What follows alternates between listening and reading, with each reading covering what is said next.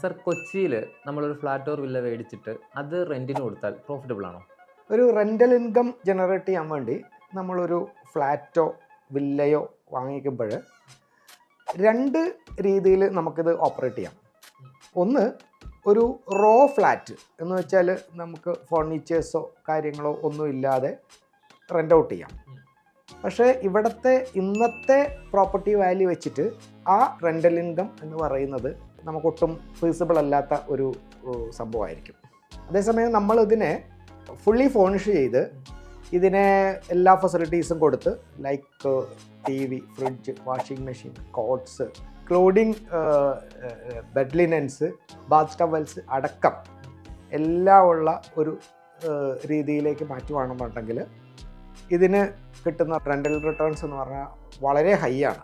അപ്പോൾ അവിടെ നമ്മൾ ഓർക്കേണ്ട ഒരു കാര്യം, നമ്മൾ ഒരു 50-60 ലക്ഷം രൂപ കൊടുത്തിട്ട് ഒരു പ്രോപ്പർട്ടി വാങ്ങിക്കഴിയുമ്പോൾ അതിൻ്റെ ഒരു 10% കൂടി നമ്മൾ ഈ കാര്യങ്ങൾക്ക് ചിലവാക്കിയാൽ റെൻ്റൽ റിട്ടേണിൽ ഉണ്ടാവുന്ന ആ വർധനവ് എന്ന് പറഞ്ഞാൽ ഓൾമോസ്റ്റ് 3 times, അതായത് 300% ആണ്.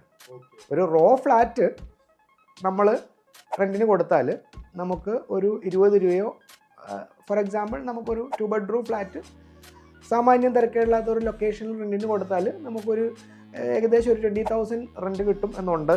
എങ്കിൽ ഈ രീതിയിൽ നമ്മൾ ഫുള്ളി ഫേർണിഷ് ചെയ്ത് വിത്ത് ഓൾ ഫെസിലിറ്റീസ് കൊടുക്കുകയാണെങ്കിൽ it will be up to ഒരു 60,000 വരെയൊക്കെ നമുക്ക് റെൻറ്റിന് കിട്ടാം. അതേപോലെ ചില കോംപ്ലക്സുകളിലൊക്കെ ഈ Airbnb അല്ലെങ്കിൽ Booking.com പോലെയുള്ള ബുക്കിംഗ് സൈറ്റുകൾ വഴിയുള്ള റെൻ്റൽസും അവർ അലൗ ചെയ്യുന്നുണ്ട്. പക്ഷേ അത് അവിടുത്തെ അസോസിയേഷനായിട്ട് ചെക്ക് ചെയ്യണം. തീരെ ഷോർട്ട് ടേം റെൻ്റൽസ്, നമുക്ക് ഒരു ദിവസം 2 ദിവസം എന്നുള്ള രീതിയിൽ റെൻറ്റിന് കൊടുക്കാനായിട്ട് പല അസോസിയേഷനുകൾ സമ്മതിക്കാൻ സാധ്യത കുറവാണ്.